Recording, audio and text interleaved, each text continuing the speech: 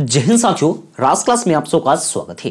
तो साथियों, आज के इस वीडियोस में हम बात करेंगे बिहार बोर्ड वाले सभी विद्यार्थियों के लिए यह वीडियोस बहुत ही महत्वपूर्ण है साथियों। तो इस वीडियोस में हम बात करेंगे क्लास 10th की जो हिंदी है, हिंदी का बुक का नाम क्या है, गोधली भाग 2। ठीक है साथियों, वर्णिका भाग 2 का अगर जो आप लोगों ने वीडियोस नहीं देखा है, प्रश्न को नहीं देखा है, तो चैनल के प्लेलिस्ट में जाकर वर्णिका का एक आपका प्लेलिस्ट बना हुआ है, वहां से वर्णिका की सभी जो चैप्टर्स है सभी का प्रश्न उत्तर को आप लोग आराम से समझ सकते हैं, वहां पे आप लिख सकते हैं साथियों। और तो इस वीडियोस में हम बात कर लेते हैं गोधली भाग 2 है। तो गोधली भाग 2 का एक आपका क्या हुआ है, प्लेलिस्ट बना हुआ है, वहां पे आप सभी चैप्टर्स वाइज एकदम सीरियल वाइज चैप्टर्स वहां पे अपलोडेड है, वहां पे आप लोग उस वीडियोस को देखकर आप उससे बेनिफिट प्राप्त कर सकते हैं साथियों। तो इसमें हम बात करेंगे चैप्टर कितना है, तो चैप्टर 7 का बात करेंगे, यानी चैप्टर्स का नाम है परंपरा का मूल्यांकन। यह एक निबंध है। यहाँ से आपके प्रश्न पूछते हैं परंपरा का मूल्यांकन क्या है। ऑप्शन दिया रहेगा निबंध, कहानी, कुछ कुछ दिया रहेगा इस तरह से ऑप्शन, तो क्या हो जाएगा, तो एक निबंध है। यहाँ से आपके ऑब्जेक्टिव क्वेश्चन भी क्लियर होते रहेंगे साथियों। वीडियोस को अच्छे प्रकार से समझते रहिएगा, पूरे डाउट्स को यहाँ पे क्लियर हो जाएंगे साथियों। और इसके लेखक कौन है, तो रामविलास शर्मा जी। यहाँ से भी प्रश्न आपके पूछते हैं कि परंपरा का मूल्यांकन के लेखक कौन है, तो रामविलास शर्मा जी। यह लिखा रहेगा रामविलास शर्मा ने कौन सी कहानी लिखी है, चाहे कौन सी निबंध लिखी है। जो निबंध है तो निबंध लिखेगी, तो यहाँ पे आपका दिया रहेगा क्या हो जाएगा, तो परंपरा का मूल्यांकन। तो मेरे दोस्त, यहाँ पे हम लोग प्रश्न के बारे में साथियों बात करती है। पहला नंबर प्रश्न क्या है, परंपरा का ज्ञान किनके लिए और किनके लिए सबसे ज्यादा आवश्यक है और क्यों। कह रहा है कि परंपरा का जो ज्ञान है किनके लिए और सबसे ज्यादा आवश्यक है और क्यों है, किनके लिए आवश्यक है और क्यों आवश्यक है। इसके आंसर पढ़ेंगे हम लोग। जो लोग साहित्य में योग परिवर्तन करना चाहते हैं, यानी साहित्य को ही योग परिवर्तन करना चाहते हैं, जो लकीर के फकीर नहीं बनकर रूढ़ियां तोड़कर क्रांतिकारी साहित्य की रचना करना चाहते, उनके लिए साहित्य की परंपरा का ज्ञान सबसे ज्यादा महत्वपूर्ण है साथियों। आगे है, क्योंकि परंपरा के ज्ञान से प्रगतिशील आलोचना का विकास होता है, अर्थात प्रगतिशील परंपरा आलोचना साहित्य परंपरा का मूर्त ज्ञान है। सेकंड नंबर यहाँ पे प्रश्न है, परंपरा के मूल्यांकन में साहित्य के वर्गीय आधार पर विवेक लेखक क्यों महत्वपूर्ण मानता है। कह रहा है परंपरा के मूल्यांकन में साहित्य के वर्गीय आधार पर विवेक लेखक महत्वपूर्ण मानता है, क्योंकि साहित्य की परंपरा का मूल्यांकन हेतु प्रथम उस साहित्य का मूल्य निर्धारण आवश्यक है जो शोषक वर्ग के विरुद्ध श्रमिक जनता के हितों की प्रतिबिंबित करता है। नेक्स्ट प्रश्न 3 नंबर क्या है, साहित्य का कौन सा पक्ष अपेक्षाकृत अस्थायी होता है, इस संबंध में लेखक की राय स्पष्ट करे। इसका आंसर हो जाएगा साहित्य मनुष्य के संपूर्ण जीवन से संबंध है। जो साहित्य है जो मनुष्य के एक संपूर्ण जीवन से क्या है, तो एक संबंध रखता है, संबंध है। आर्थिक जीवन के अलावा मनुष्य एक प्राणी के रूप में जीवन बिताता है, यानी आर्थिक जीवन के जो अलावा भी है, मनुष्य जो है एक प्राणी के रूप में अपने जीवन को क्या करता है, तो व्यतीत करता है, यानी बिताता है। साहित्य में मनुष्य को बहुत सी आदिम भावनाएं प्रतिफलित होती है जो उसे प्राणी मात्र से जोड़ती है, प्राणी मात्र से जोड़ती है।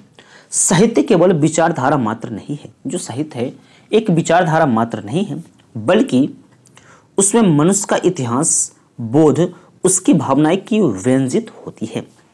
साहित्य का यह पक्ष अपेक्षाकृत अस्थायी होता है।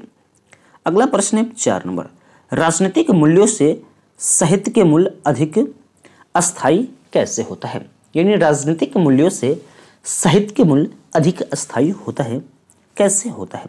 इसका आंसर हो जाएगा राजनीति का मूल्य से साहित्य के मूल्य अधिक अस्थायी होता है। इस पक्ष में लेखक कहते हैं कि अंग्रेज कवि टेनिसन ने लैटिन कवि वर्जिल पर एक कविता लिखा कि रोमन साम्राज्य का वैभव समाप्त हो गया, पर वर्जिल के काव्य सागर की ध्वनि तरंग हमें आज भी सुनाई देती है, लेखक कह रहा है, और हृदय को आनंद विहलन कर देता है।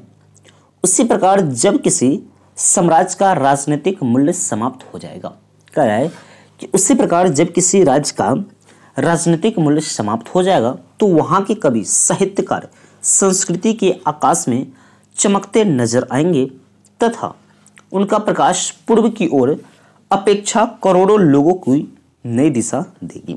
प्रश्न नंबर यहाँ पे हम लोग 5 नंबर प्रश्न को समझेंगे। क्या है, भारत की बहुजातीय बहुजातीयता मुख्यतः संस्कृति और इतिहास की देन है कैसे? इसका आंसर हो जाएगा भारत की बहुजातीयता मुख्यतः संस्कृति और इतिहास की देन है, क्योंकि यहाँ की राष्ट्रीयता एक जाति द्वारा दूसरी जातियों पर राजनीतिक प्रभुत्व कायम करके स्थापित नहीं करती है, बल्कि हमारी राष्ट्रीयता बहुजातीयता जातियों को अपने में पिरोकर अद्वितीय बना देता है, यानी माना जाता है। और यहाँ पे 6 नंबर प्रश्न क्या है?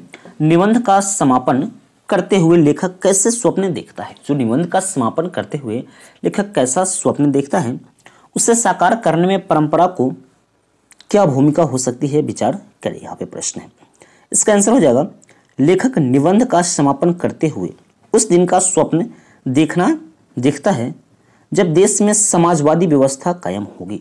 इन उस समय का वो बात करें जब देश में समाजवादी व्यवस्था कायम होगी, उस दिन अधिक से अधिक लोग साक्षर होंगे। यानी उस दिन कह रहे लेखक कि उस अधिक से अधिक लोग क्या होंगे? साक्षर होंगे। यानी समाजवादी व्यवस्था जिस दिन देश में कायम हो जाएगी, उस दिन देश के अधिकतर जो लोग हैं, अधिकतर नागरिक है, साक्षर होंगे। तब वे साहित्यकारियों की रचना को पढ़ेंगे। यानी साहित्यकारियों की जो रचना है उसको यह पढ़ेंगे। जब पढ़ेंगे तो उस साहित्य से उनका पूरा परिचय हो जाएगा। जब वो बुक को पढ़ेंगे, किताब को पढ़ेंगे या उसके बारे में पढ़ेंगे तो साहित्य के बारे में उसकी पूरी अच्छी प्रकार से जानकारी हो जाएगी, उनको परिचय मिलेगा, परिचय होगा और सही अर्थ में साहित्य परंपरा का मूल्यांकन कर पाएंगे। यानी साहित्य जो परंपरा का है मूल्यांकन कर पाएंगे।